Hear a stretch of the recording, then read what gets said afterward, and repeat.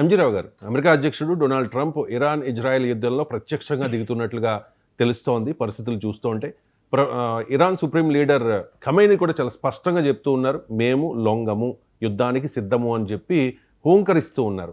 మరోవైపు రష్యా, చైనాలు ఇరాన్కు ఆయుధాలు సరఫరా చేసే అవకాశం ఉన్నట్లుగా తెలుస్తోంది. ఏంటి మూడవ ప్రపంచ యుద్ధానికి డేట్ ఫిక్స్ అయినట్లుగా మనం భావించాలి? అమెరికా అధ్యక్షుడు డొనాల్డ్ ట్రంప్ ఒక రకంగా చెప్పాలంటే ఆయన మూడవ ప్రపంచ యుద్ధానికి ఒక డేట్ ఫిక్స్ చేసినట్టుగా నిన్న ఆయన స్టేట్మెంట్లు ఉన్నాయండి. ఎందుకంటే ఆయన G7 కెనడాలో జరుగుతున్న కాల్గారీలో జరుగుతున్న మీటింగ్ నుంచి అర్ధాంతరంగా ఒకరోజు ముందే బయటకు వచ్చేసి ఆయన వార్ రూమ్ అంటారు, ఒక సిచ్యువేషన్ రూమ్ అనే దాంట్లోకి ప్రవేశించి అమెరికా యొక్క సైనిక దళాలతో, వాళ్ళ త్రివిధ దళాలతో, వాళ్ళ ఇంటెలిజెన్స్ ఫోర్స్తో ఆయన క్లియర్గా 50 నిమిషాలు చర్చించారని తెలుస్తుంది. అంటే యుద్ధానికి వెళ్తే, ఇరాన్తో ప్రత్యక్షంగా యుద్ధానికి వెళ్తే జరిగే పరిణామాల మీద ఆయన చర్చించారు. వెంటనే విలేకరుల సమావేశంలోకి వచ్చి ఆయన ఏం చెప్పలేదు. కానీ వైట్ హౌస్లో ఆయన ప్రస్తుతం మాట్లాడుతూ ఆయన చెప్పింది, నేను వెళ్ళొచ్చు, వెళ్ళకపోవచ్చు, ఏదైనా జరగవచ్చు అనుకుంటూ ఒక క్వశ్చన్ వదిలేశారన్నమాట, ఒక రెటోరిక్ క్వశ్చన్. కానీ ఆయన మాటల్లో ఏముందంటే ఎట్టి పరిస్థితుల్లో ఇరాన్ని సర్వనాశనం చేస్తానన్నట్టు ఆయన మాట్లాడారు. ఎవరు? డొనాల్డ్ ట్రంప్ గారు మాట్లాడారు. ఎట్టి పరిస్థితుల్లో ఆయన స్టెప్స్ ఎలా ఉన్నాయంటే, ముందు ఇరాన్ ఎలా ప్రతిస్పందించబోతుందో ఖైమేనీ ఏమన్నాడో తర్వాత వస్తాను. అసలు United states of America steps ఎలా ఉన్నాయంటే, యునైటెడ్ స్టేట్స్ ఆఫ్ అమెరికా తన డిగో గార్షియా, హిందూ మహాసముద్రంలో భూమధ్యరేఖకు దిగువ, ఇండియాకి దిగువగా అక్కడ మారిషస్ దగ్గరున్న డిగో గార్షియా అనే ఒక భయంకరమైన అమెరికా యొక్క సైనిక స్థావరం అండి. అక్కడ 8 B-2 స్పిరిట్ బాంబర్స్ని రెడీ చేసినట్టు తెలుస్తుంది. ఈ యుద్ధ విమానాల్లో ఈ B-2 ఒక జైంట్ ఫైటర్స్ అనమాట, బాంబర్స్ అవి. అందులో మదర్ ఆఫ్ ఆల్ బాంబ్స్తో సిద్ధంగా ఉన్నారు. అది 33,000 పౌండ్లు బరువు ఉంటుంది. అది చాలా డేంజరస్. ఎందుకంటే ఫోర్డో అని ఖైమేనీ ఎక్కడ దోక్కున్నాడో చంపడానికి, ఇంకా టెహరాన్ నాసిని భూస్థాపితం చేయడం అనమాట. టెహరాన్ అది వెళ్ళిందంటే 8 B-2 స్పిరిట్ బాంబర్స్ని రెడీ చేశాడు డిగో గార్షియా అని తెలుస్తుంది. తర్వాత United states of America European union అంటే నాటో స్థావరాలకి రీఫ్యూయలింగ్ ట్యాంక్స్ను కూడా పంపింది. అంటే ఈ B-2 బాంబర్స్కి, F-35 ఫైటర్స్కి రీఫ్యూయలింగ్ చేస్తారన్నమాట. ఒక 6,000 కిలోమీటర్ల పరిధిలో తిరుగుతూ ఉంటాయి అన్నమాట. అంటే ఏంటి, ఇరాన్ని అటాక్ చేయడం ఒకటే కాదు, ఇంకా అందుబాటులో ఇంకా వేరే ముస్లిం దేశాలు వచ్చిన, చైనా, రష్యాలు రంగంలోకి వచ్చిన యుద్ధ విమానాలు ఎదుర్కొనే విధంగా అవి తయారు చేస్తున్నారని తెలుస్తుంది. ఇంకా ఇంకో పెద్ద ఇష్యూ ఏంటంటే, నిమిట్జ్ క్లాస్ అనేది ఈ తైవాన్కి రక్షణగా ఉన్న USS నిమిట్జ్ అనే అతిపెద్ద ఎయిర్క్రాఫ్ట్ క్యారియర్ అండి. అది ఎయిర్క్రాఫ్ట్ క్యారియర్ అంటారు USS నిమిట్జ్ అనేది. అది చాలా ప్రమాదమైనది. ఒక సిటీ కదిలినట్టే 5,000 మంది నావికా దళంతో, ఫోర్స్తో, 60 యుద్ధ విమానాలతో, ప్రమాదకరమైన యుద్ధ విమానాలతో, వందలాది అణుబాంబులు కూడా అందులో ఉంటాయండి నిమిట్జ్ క్లాసు. అది కదిలిందంటే ఒక మూవింగ్ సిటీ అంటారు, ఒక సైనిక పటాలం కదిలినట్టే. ఈరోజు అది తైవాన్ నుంచి మధ్యప్రాచ్యం చేరుకుంది. USS కార్ల్ విల్సన్ అక్కడే ఉంది. ఇంకా 5 ఎయిర్క్రాఫ్ట్ క్యారియర్లు అక్కడికి వస్తున్నట్టు తెలుస్తుంది. USS ట్రూమాన్ అని, USS రేగన్ అని ఇవన్నీ ఉంటాయండి. అవన్నీ అక్కడికి వచ్చినాయి, మధ్యప్రాచ్యానికి వచ్చినాయి. ఆల్రెడీ అక్కడ 50,000 US ఫోర్సెస్ ఉన్నాయి. అంటే ట్రంప్ ఇరాన్ మీద ఏ క్షణమైనా ఎట్టి పరిస్థితుల్లో భయానకమైన అటాక్ చేయడానికి సిద్ధంగా ఉన్నాడు. అది కూడా మోబ్ బాంబులతో. ఎందుకంటే ఈ మోబ్ బాంబులు వేయాలంటే USA యొక్క B-2 బాంబర్స్ మాత్రమే సాధ్యం అవుతుంది. ఇది యునైటెడ్ స్టేట్స్ ఆఫ్ అమెరికా నుంచి అతి భయంకరమైన ఇరాన్పై దాడి చేయడానికి సిద్ధంగా ఉంటే, ఇక్కడ ఆయన ట్రంప్ ఒకటి చెప్తున్నాడు, నువ్వు అన్కండిషనల్గా లొంగిపో mister Khamenei, the so called Iranian president, నువ్వు లొంగు లేకపోతే సస్తావు అన్నట్టు చెప్తుంటే, ఇక్కడ అయతొల్లా అలీ ఖైమేనీ నిన్న ట్రంప్కి ఇచ్చిన వార్నింగ్ ఇక్కడ చూడాలి. ఏంటి వార్నింగ్? 2 విధాలుగా ఇచ్చాడండి. ఆయన ఏంటంటే, for the first time Iran Israel మీద హైపర్సోనిక్ మిసైల్ వేసింది. ఇది ప్రపంచ యుద్ధానికి సూచిక. ఏంటి హైపర్సోనిక్ మిసైల్ అంటే నన్ను అడిగితే ఒకటే చెప్తానండి, రష్యా ఒక్కటే హైపర్సోనిక్ మిసైల్ తయారు చేసి ప్రపంచంలో ఈరోజు ఉక్రెయిన్ మీద వాడుతుంది. అవి కింజాల్, జిర్కాన్ అనే మిసైల్. హైపర్సోనిక్ మిసైల్ ఏ దేశం కూడా ఇంకా తయారు చేయలేదు. యుఎస్లో కూడా అది ప్రయోగ దశలో ఉంది, ఇంకా పూర్తిగా రాలేదు. కానీ ఈరోజు ఇరాన్ హైపర్సోనిక్ మిసైల్ ఏదాడింది, హతాఫ్ అని ఒకటి, అదేవిధంగా ఫతే 1, సీజిల్ 2 అనే ఈ హైపర్సోనిక్ మిసైల్స్ వాడుతుంది. ఇజ్రాయిల్ దారుణమైన పరిస్థితిలో ఉంది ఇజ్రాయిల్ ఈరోజు. ఎందుకంటే దాని ఐరన్ డోము ఒకటి ఫెయిల్ అయిపోయింది, డేవిడ్ స్లింగ్ ఫెయిల్ అయిపోయింది. ఎందుకంటే హైపర్సోనిక్ మిసైల్ తట్టుకోలేదు అది. ఈ హైపర్సోనిక్ మిసైల్ ఎక్కడి నుంచి వచ్చినాయి ఇరాన్కి? ఇది బిగ్గెస్ట్ క్వశ్చన్ అండి ఇక్కడ. అంటే మూడో ప్రపంచ యుద్ధం మాట్లాడుతున్నాం, ట్రంప్ కొన్ని వణుకుంది, ఇజ్రాయెల్ వణికిపోతుంది. ఎందుకంటే అసలు ఖైమానికి ఇంత బలం ఎక్కడి నుంచి వచ్చింది అనేది ఇక్కడ క్వశ్చన్ అనమాట. ఈ హతాఫ్, ఈ ఫతే-1, సీజిల్-2 అనే ఒక హైపర్సోనిక్ మిసైల్ అంటే అవి 17,000 km/h స్పీడ్తో వెళ్తున్నాయి. రాడార్లు ఇప్పుడు ఇజ్రాయెల్ దగ్గర ఉన్న అమెరికా రాడార్లు ఏది కూడా దాన్ని ఆపలేదు. ఎందుకంటే అది మ్యాక్ 10, 8, 9తో వెళుతుంది. అది మ్యాక్ ధనుర్వేగం కంటే. దీన్ని ఆపలేకపోతున్నారు. ఇది నిన్న ఇజ్రాయెల్ మీద ఇరాన్ ప్రయోగించింది. అది కూడా ఏంటి, మొసాద్ హెడ్ క్వార్టర్ని, అమాన్ అనే ఇంటర్నల్ సెక్యూరిటీ హెడ్ క్వార్టర్ని అది పేల్చేసింది. చాలా భయానకమైన పొజిషన్ అక్కడ క్రియేట్ అయ్యింది. ఇజ్రాయెల్ వణుకుతుంది. అందుకని అమెరికాని యుద్ధంలో రమ్మంటుంది. ట్రంప్ సిచ్యువేషన్ రూమ్కి వెళ్ళడానికి కారణం ఇదే. అంటే వార్ రూమ్లోకి వెళ్ళడం అంటే అంత భయంకరమైన రిపోర్ట్ వచ్చింది. అసలు ఇరాన్కి మిసైల్స్ ఎవరిచ్చారు? హైపర్సోనిక్ మిసైల్స్ ఎక్కడై అంటే ఆల్రెడీ కింజాల్, ఈ జిర్కాన్ అనే రష్యన్ మిసైల్స్ని మాడిఫై చేసి పేర్లు మార్చి ఈరోజు ఇరాన్ చేతిలో రష్యా పెట్టింది అనేది ఇక్కడ మనకు అవగతం అవుతుంది. ఎందుకంటే ఇరాన్ రుణం తీర్చుకుంటుంది. ఎందుకంటే ఇరాన్ ఎన్నో డ్రోన్లు, కామికేజ్ డ్రోన్లు, వేల కొద్దీ డ్రోన్లు అక్కడ రష్యా ఆపదలో ఉన్నప్పుడు సప్లై చేస్తే ఈరోజు ఉక్రెయిన్ మీద అటాక్ చేస్తుంది. కాబట్టి రష్యా ప్రత్యక్షంలో ఇక్కడ యుద్ధంలో ఉంది అనేది మనకు అర్థమవుతుంది. ఈరోజు ఖైమనీ ఏమన్నారు అంటే ట్రంప్కి వ్యతిరేకంగా ఒకటే మాట్లాడారు. ఈ ప్రపంచంలో ఇరాన్ యొక్క శక్తి తెలిసిన వాళ్ళు ఎవ్వరూ కూడా ఇరాన్ మీద కన్నెత్తి చూడరు. మేము blood to blood, I for I, నేను రక్తానికి రక్తం, ఇజ్రాయెల్ని నేను వదలను. ఒకవేళ అమెరికా దాడి చేస్తే, ట్రంప్కి చాలా భయంకరమైన వర్డ్స్ అండి ఇవి. ప్రపంచం ఎంత ఆపదలో ఉంది ఇది చెప్తుందనమాట. ఒకవేళ ఇరాన్ మీద అమెరికా అటాక్ చేస్తే ఇర్రిపేరబుల్ లాస్, అంటే ఈ పదం కూడా గమనించాలండి. అంతే, అసలు మీరు నష్టాన్ని పూడ్చుకోలేనంత నష్టాన్ని కలిగిస్తాను. అది ఏమిటి అంటే ఒక ఎనలిస్ట్గా నేను చెప్తానండి. ప్రపంచ రాజకీయాలు ఎలాగ ఉంటాయంటే, ఇంకా ట్రంప్ ఇలా మనం మోడీ మాట్లాడినట్టు మాట్లాడరు. ఒక నర్మగర్భంగా, అంటే లోపల ఇంటర్నల్గా పెట్టుకుని దౌత్యం చేయాలి. ఈ ట్రంప్ ఏంటంటే దౌత్యం చేస్తున్నాడా, డైరెక్ట్గా మాట్లాడుతున్నాడో తెలియదు. ఆయన ఏది గొప్పకుని వదిలేస్తాడు.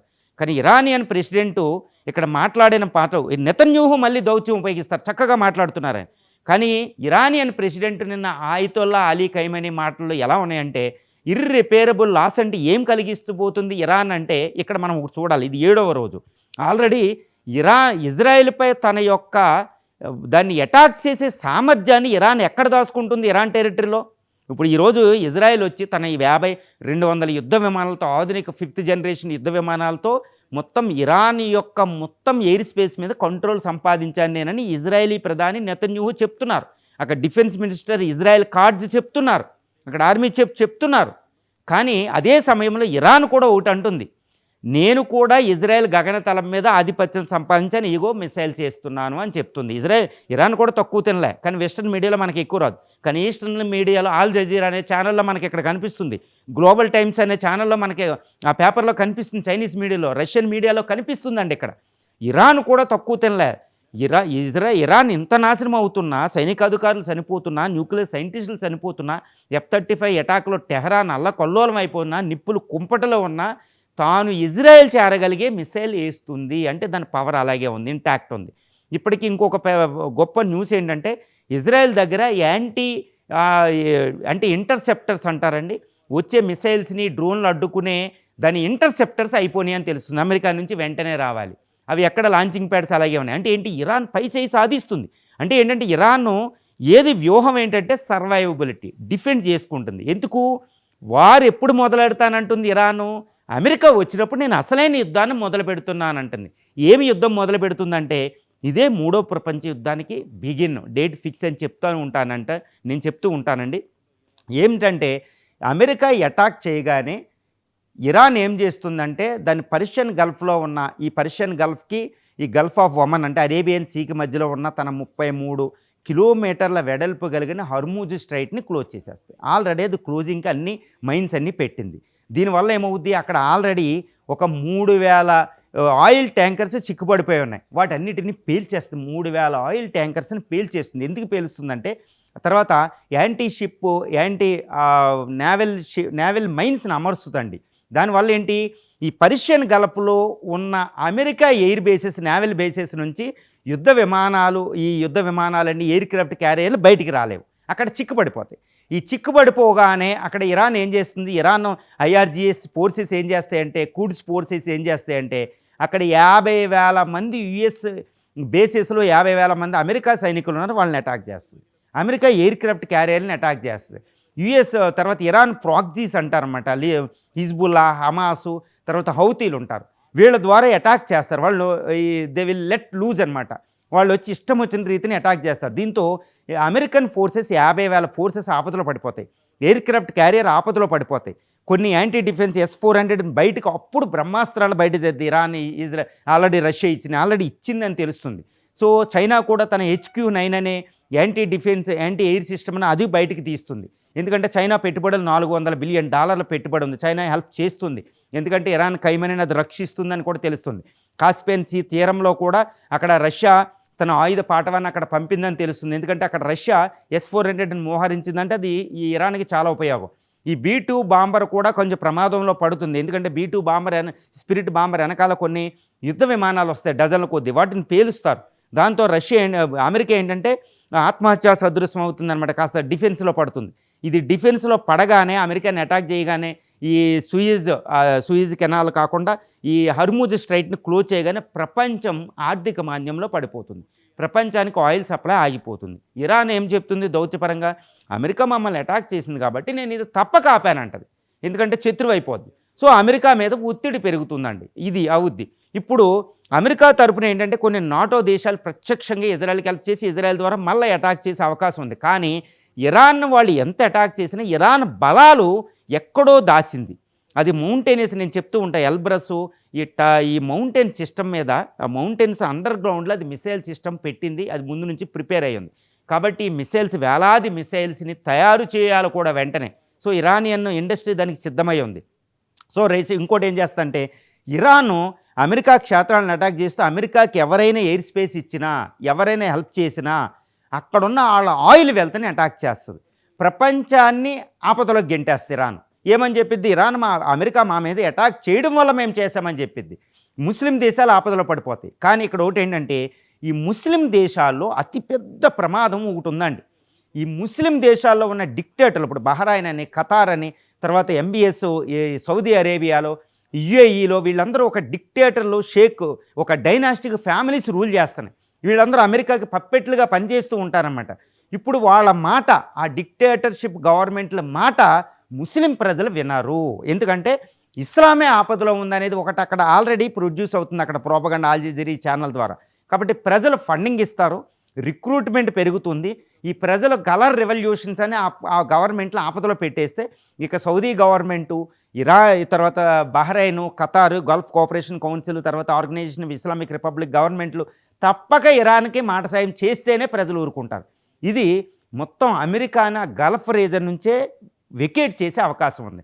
దీన్ని ఈ చైనా, రష్యాలు చాలా చాకచక్యంగా ఉపయోగించుకోవడానికి కాచు కూర్చున్నాయి. సో గల్ఫ్ నుండి ఈ అమెరికాని గెంటేయడమే చైనా, రష్యా యొక్క ప్లాను. దీంతో ఎయిర్ బేసెస్ని అటాక్ చేస్తారు, ఇరాన్ని సర్వనాశం చేయడానికి అమెరికాకు అంత ఫోర్స్ ఉంటుందండి. ఇజ్రాయెల్ అమెరికాకి ఏంటంటే దాని డిస్ట్రక్షన్ పవర్ ఎలా ఉంటుందంటే, యునైటెడ్ స్టేట్స్ ఆఫ్ అమెరికాది చాలా అసలు అన్ఇమాజినబుల్, మనం ఊహకు కూడా అందదు. కానీ అటు రష్యా, చైనా హెల్ప్ చేస్తున్నాయి కాబట్టి ఇరాన్కి ఆ ఫోర్స్ వచ్చిందంటే అక్కడ ప్రపంచ యుద్ధం స్టార్ట్ అవుద్ది. మనకి ఎప్పుడు చెప్తూ ఉంటారు, ప్రపంచ యుద్ధం మొదలవుతే అది మధ్య ఆసియా నుంచి మొదలవ్వాలి. ఎందుకంటే ఒక ప్రాబ్లం కాదు, ఒక మతాలు క్రూసేడ్స్ అక్కడ ఎమ్ముడి ఉన్నాయన్నమాట. క్రూసేడ్ అంటే మత యుద్ధాలు. ఎప్పుడో మనకి బైజెంటైన్ ఎంపైర్ నుంచి టర్కీ, ఇస్తాంబుల్, ఈ హిస్టరీ చూస్తే అది క్రూసేడ్స్. మీకు 2001 నవంబర్ 11లో అటాక్ జరిగితే, WTC అమెరికా మీద అటాక్ చేస్తే బిన్ లాడెన్ గారు, అప్పుడు బిన్ లాడెన్ అటాక్ చేసినప్పుడు అక్కడ జార్జ్ బుష్, జూనియర్ బుష్ అక్కడ ఒక మాట చెప్పాడు, this is what the crusades అనే పదాన్ని ఒక అమెరికా అధ్యక్షుడే ఉపయోగించాడు. ఇది మత యుద్ధం, నేను వదలను, చంపేస్తానండి. మీకు అదే అనమాట, ఎంతో డిప్లొమసీ దాని వెనకాల బ్యాక్గ్రౌండ్ ఉంటుందన్నమాట. మతాల మధ్య మత మౌఢ్యం అక్కడ ఇమిడి ఉంది కాబట్టి అక్కడ అగ్గి ప్రజ్వరిల్లిందంటే అది ఆగడం అనేది అసంభవం అనమాట.